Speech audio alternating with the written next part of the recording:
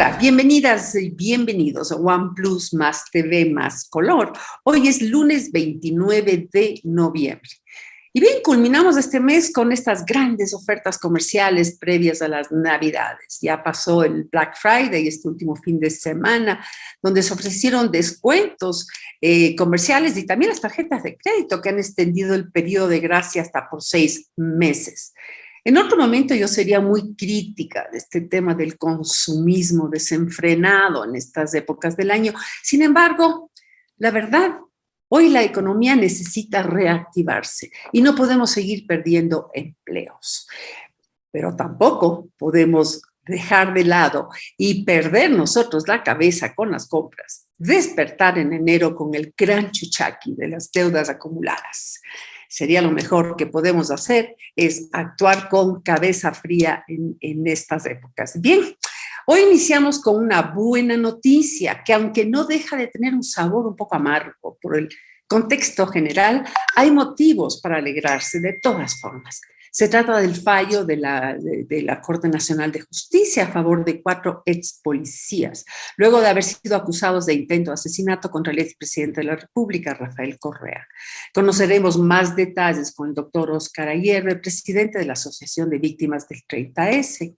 Luego, en nuestro espacio editorial, el doctor Roberto Priones habla sobre las gestiones que buscan colaboración para solucionar los problemas comunes. Esto como sociedad. Pero bueno, como ofrecimos, vamos ahora con el doctor Oscar Ayerbe. Ya les decíamos que es presidente de la Asociación de Víctimas del 30S, presidente de la Junta Nacional de Acreedores de Filambanco, vocal del Tribunal de Garantías Constitucionales, fue diputado de la provincia de Pichincha, también fue concejal del Distrito Municipal de Quito. Y bien, bienvenido, un gusto tenerlo con nosotros, doctor Ayerbe, esta noticia de impacto, ¿no? 4 policías declarados inocentes, luego de haber sido acusados de intento de asesinato contra el expresidente de la República, Rafael Correa, y condenados a 12 años de prisión. Cuéntenos, relátenos usted que ha estado tan cerca de todo el proceso. Efectivamente, la decisión de los jueces en decidir la inocencia de los imputados que fueron condenados ilegal e injustamente a 12 años de prisión, que además estuvieron en la cárcel cerca de 6 años, es sin ninguna duda el caso emblemático más importante de todos los casos del 30S, porque de las 717 procesos que se juzgaron, condenaron a inocentes. Este es el único caso que Rafael Correa firmó la denuncia como agraviado, como afectado. Él afirmaba que efectivamente habían intentado matarlo y por lo tanto él era el que tenía que firmar la denuncia en la Fiscalía General del Estado. Tanto es así que en la audiencia que los jueces Javier Guillén, Walter Macías y Luis Rivas estuvo presente en la Defensoría Pública en representación de Rafael Correa, de tal manera que cuando el proceso se inicia en el juzgamiento de este caso, desfiló un séquito de funcionarios del más alto nivel, ministros de Estado, generales de la policía, militares, para aseverar que sí se dio el intento de golpe, el intento de magnicidio. Como decía, sí nos deja de todas formas, aparte de la alegría de que estas personas inocentes finalmente se les haya hecho la justicia, queda ese sabor amargo. Fueron 6 años que estuvieron presos prácticamente. ¿Por qué se da este proceso ahora y no se pudo dar con anterioridad?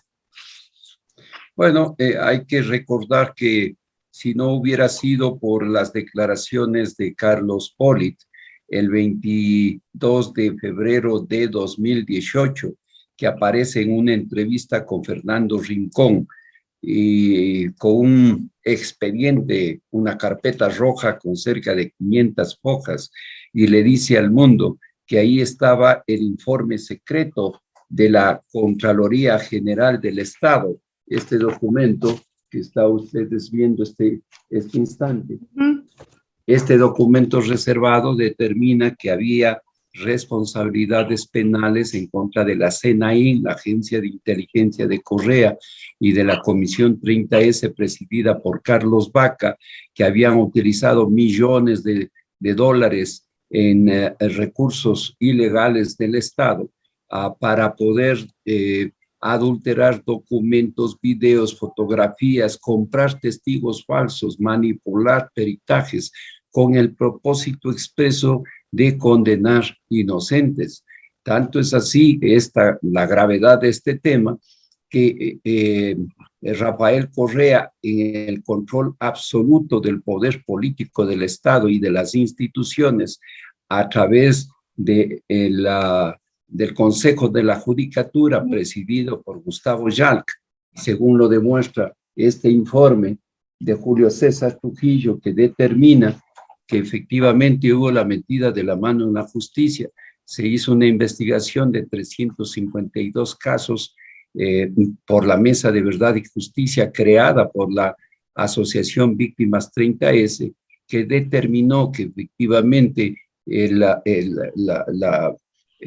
involucración del Estado para perseguir inocentes era un hecho absolutamente irrefutable y por tanto en el caso del 30S no había posibilidad alguna de que un juez o un fiscal puedan posibilitar un escenario de independencia y a los inocentes declararlos como tales, de tal manera que en uno o dos casos que se dieron, los jueces fueron inmediatamente destituidos.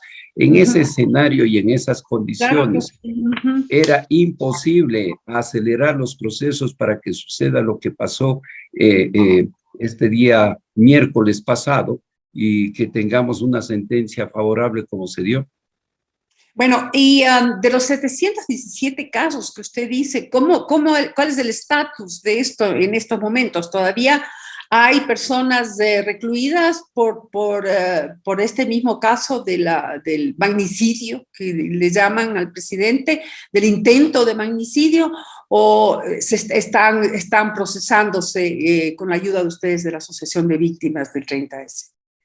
El 30S nace el 15 de marzo de 2018 y el 22 de mayo de ese año fue nuestro primer caso de éxito impulsado por la Asociación Víctimas 30S, organización de afectados como Óscar Ayerbe, que preside la organización, que también fue parte de este proceso de persecución política por parte del correísmo y por tanto motivados con absoluta certeza para poder impulsar los procesos que hagan justicia, de tal manera que a partir del mayo 22 de 2018, con el caso de Luis Durán, comando de la Fuerza Aérea, que fue declarado inocente, hemos tenido hasta este momento 156 casos de éxito en los cuales los jueces de diferentes instancias, principalmente en la Corte Nacional de Justicia, han sido declarados libres e inocentes. El 4 de junio de 2018, Iván Saquicela, hoy actual presidente de la Corte Nacional de Justicia, presidió como ponente un tribunal penal que liberó a 66 implicados acusados por incidencias en el aeropuerto de Quito, de tal manera que durante todos estos años hemos venido bregando día a día para que se haga justicia. Todavía tenemos, Yolanda, 32 casos pendientes en la Corte Nacional. Ok, 32 casos pendientes de los cuales ustedes están así haciendo el seguimiento y están dando todo su contingente para que se resuelva. Llama la atención el manejo en general, o sea, realmente ya creo que ni llama la atención todo el manejo que se dio durante el gobierno de Rafael Correa, sobre todo en este caso, que fue tan manipulado, tan distorsionado, pero uno de estos juegos macabros fue ofrecer el indulto, ¿verdad? Ofrecer el indulto a quienes estaban presos en ese momento como si fuera un gran dios. No lo aceptaron. ¿Por qué no lo aceptaron las personas que estaban presas por esta causa? Hay que entender que este es un dramático escenario porque los 6 implicados son producto de un decreto ejecutivo, el 022, que Rafael Correa lo emite con el propósito, aquí está el decreto ejecutivo, junio 10 de 2013. En este decreto ejecutivo, Rafael Correa establece como cosa hecha, taxativa, verdadera, y manda un mensaje directo a la Comisión 30S. Este decreto es para conformar la Comisión 30S presidida por Carlos Vaca y dice que el pasado 30 de septiembre se produjo un intento de magnicidio dentro de un frustrado golpe de Estado, es decir, él con certeza manda un mensaje y una instrucción a la comisión primero, quejándose de que la justicia todavía no ha condenado a nadie por este delito, supuesto delito, y segundo, manda un mensaje a jueces y fiscales para que lo ejecuten. E inmediatamente de este decreto, entonces empieza una cacería de brujas, y en el 2014 finalmente escogen a 6 ingenuos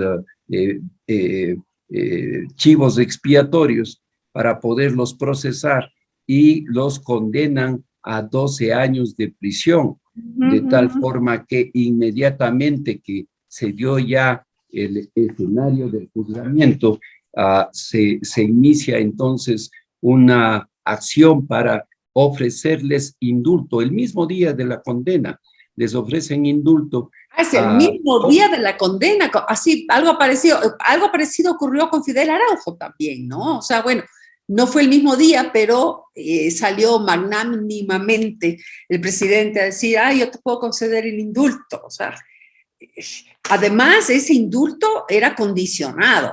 Tengo entendido que se les ofrecía el indulto, pero tenía que estar redactado por el mismo gobierno y había condiciones, como por ejemplo que tenían que salir del país. Bueno, el indulto era ofreciéndole $150,000, pasaporte diplomático, que salían fuera del país, podían tener opción para cambiar sus nombres, garantías de educación para los hijos, y obviamente la condición era que acepten que habían cometido el delito, y segundo, que le pidan perdón, porque él emitió un reglamento expresamente para estos temas, en el cual determinaba taxativamente el procedimiento, y como ellos no habían cometido el delito, tomaron la decisión de no aceptarlo. Les ofrecieron 7 ocasiones, incluso el propio Rafael Correa en la cárcel 4, en una ocasión que por algunas circunstancias fue allá, les advirtió a ellos que la única solución que tenían era aceptar el indulto. De esa manera él podía sustentar taxativamente que el hecho se dio, que los implicados aceptaron que cometieron el delito, y que él, magnánimo como era, omnipotente total, entonces inmediatamente les otorgaba el indulto. Prefirieron quedarse en la cárcel. Es una cosa, un hecho realmente histórico. Así es, esto es realmente de héroes, es un tema que debe ser conocido porque además no podemos volver a caer en los mismos manejos que ya tuvimos durante ese periodo. Doctora Hierve, realmente para mucha gente no tiene claro los acontecimientos de ese día, porque la forma como lo difundió el gobierno de Rafael Correa, con toda esta manipulación y falsedad.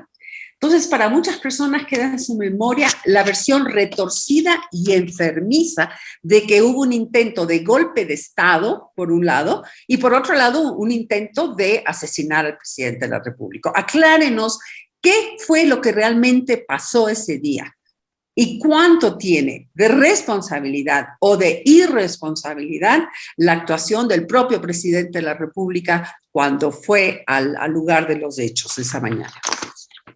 Efectivamente, lo que aconteció es que Rafael Correa tomó la decisión de impulsar una modificación que afectaba el escenario laboral de las Fuerzas Armadas y Policía Nacional, afectaba y se eliminaba algunos beneficios que tenían, obviamente, ingresos para los miembros de esas instituciones, y tomaron la decisión luego de una misa en el Regimiento Quito, expresar su protesta sobre ese tema. No había ninguna preparación, intención ni hacer golpe de Estado, y peor aún, un intento de magnicidio. Sin embargo, Correa asiste al regimiento Quito, ya todos conocemos en detalle cómo él, de manera amenazante, agresiva, se quita la corbata, se rompe la camisa y les pide que le maten, y luego, posteriormente, también sabemos que estaba en condiciones físicas no apropiadas para ir a un recinto de esa naturaleza, en un escenario de protesta. Creo que lo que más le disgustó a él y le molestó enormemente es que cuando él les saca en cara que les había incrementado los sueldos, los policías les responden que eso lo había hecho Lucio Gutiérrez. Y entonces finalmente está en el hospital, se comunica con con todas las personas que él requería y necesitaba a nivel nacional e internacional, emite un decreto de emergencia, eliminan toda posibilidad de comunicación por parte de los medios privados y solamente era el Estado y sus medios incautados los que difundían la información al país y fuera del país, y por tanto, en contactos con Chávez, él le instruye, le asesora para que los acontecimientos se vayan dando y se impulse la idea de un supuesto intento de golpe de Estado y entonces respaldo a la democracia ecuatoriana y posteriormente los acontecimientos que se dieron. Es inverosímil pensar que yo asistí a la reconstrucción de los hechos en La Tacunga, en el Fuerte Patria y luego en el Colegio Militar Eloy Alfaro y finalmente en el hospital. Y se determina con toda claridad, él nunca estuvo en incapacidad de salir de ese recinto y más aún en el hospital estuvo fuertemente resguardado por la propia policía, el BOE, el GIR, que fueron los que finalmente lo sacaron. Pero los acontecimientos fueron dramáticos, acusaron a 6 personas, 2 de ellos nunca estuvieron en el lugar de los hechos. El caso de Jesús Getacama, por ejemplo, se demostró en la audiencia con peritajes y documentos que él estuvo en Ponciano, lo acusaron con una fotografía Qué cosa tan... parecida, y luego para matar un presidente, ya tenemos el ejemplo reciente de Haití, un comando sofisticado de exmilitares de alto nivel con un número que sobrepasaban las 30 personas, con armamento sofisticado, con logística, con recursos, con todo, se preparan en meses y luego van al operativo, comandos que no pueden ser identificados, que están sus caras tapadas, etcétera. Y resulta que estos 6 policías ni siquiera se conocían, se conocieron el día de la primera audiencia del juicio, no estaban armados según lo demostró el peritaje que se realizó y que dio un giro de 180 grados, en este caso emitido por la doctora Nora Alexandra Mantilla. Aquí está el peritaje. Y este peritaje contundente determinó que ni estaban armados, que ni había habido ningún tipo de preparación logística y que si en el caso supuesto que hubieran tenido un armamento sofisticado, esos de ultra nueva tecnología, y disparaban, la bala jamás hubiera llegado al objetivo porque el ángulo de tiro era imposible. De tal manera que... Sí, lo que hubo realmente fue usar todo este aparataje de comunicación al puro estilo nazi para hacer un lavado cerebral sobre los acontecimientos de ese día. Incluso cuando se cerraron pues, los medios de comunicación y solamente quedó uno, en donde las versiones que se dieron fueron solamente las oficiales. Y así quedó el tema. Siguieron manejando ese tema, incluso cambiando videos, cambiando información, construyendo información. Yo puedo dar fe de aquello porque algunas cosas que habían salido, que yo, obviamente, por mi oficio, por mi trabajo, tengo que estar muy atenta. Después vi cómo habían cambiado lo que se decía, habían cambiado testimonios, habían puesto voces distintas de las personas que daban testimonio. O sea, realmente fue una cosa abrumadora. Sin embargo, por el sistema que en ese momento nos englobaba, era ¿A dónde salía uno a decir, miren, hay esto? Porque desaparecía la evidencia anterior, desaparecía Oscar, desaparecía de YouTube, desaparecía de las redes. O sea, fue un trabajo impresionante el que hicieron para poder engañar a todo el pueblo ecuatoriano. Bueno, no todos fueron engañados, pero quiero decir, fue la intención. Ustedes han hecho un gran trabajo, un gran trajinar, han tenido sus logros. ¿Qué es lo que queda? ¿Qué es lo que falta por hacer para terminar de hacer justicia por esta gente? Antes de responder la pregunta, Yolanda, quiero expresar mi más profundo agradecimiento al pueblo ecuatoriano, a todo el país.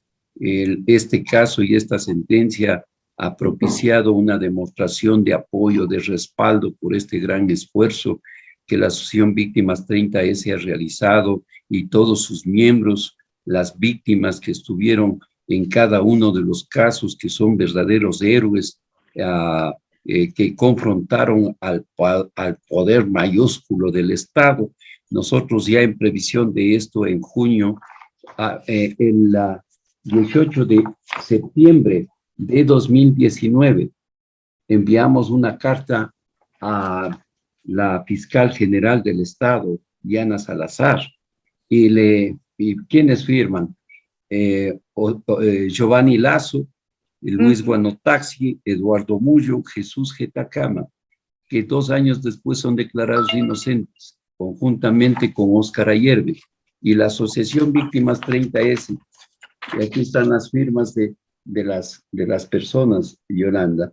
Y aquí le decimos a la fiscal general del Estado y le entregamos documentos para que se inicie la investigación penal por delitos lesa humanidad en contra de Rafael Correa, entre otras cosas, por haber sancionado, impulsado y sentenciado inocentes, en este caso de intento de magnicidio y otros, y por los incidentes del hospital de la policía el 30 de septiembre de 2010. Nos queda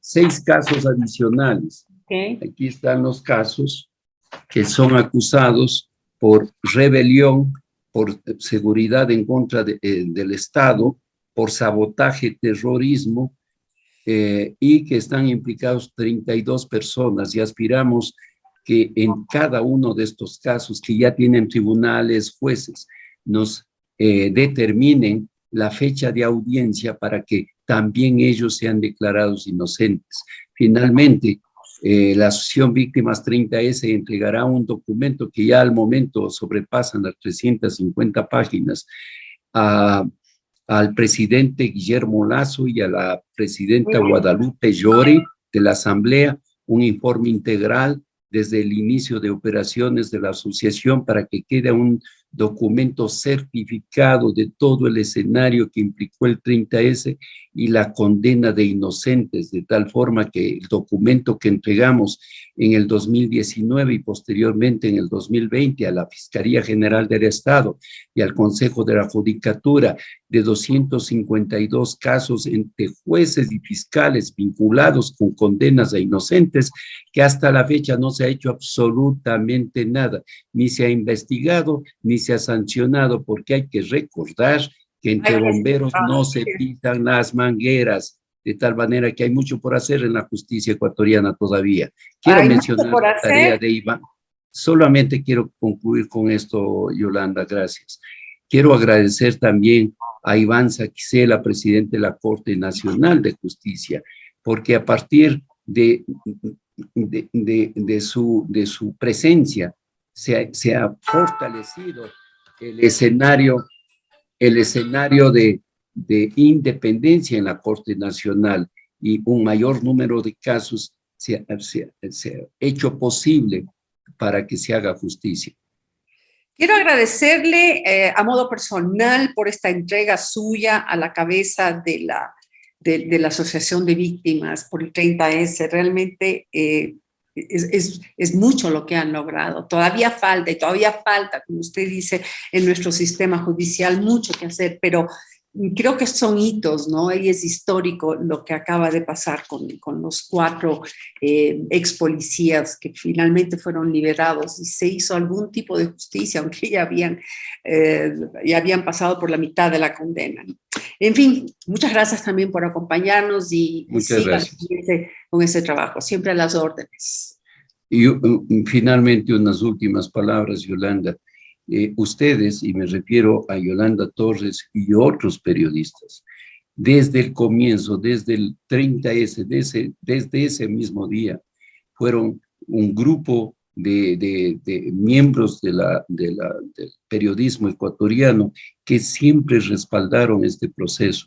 Las circunstancias fueron tan dramáticas y duras, porque cuando nace la Asociación Víctimas 30S, el caso estaba enterrado 10 kilómetros bajo tierra, y ha Así sido es. este esfuerzo, esta perseverancia que permitió que finalmente tengamos los éxitos que hoy en día la justicia prevalece para reivindicar inocentes. Muchas gracias.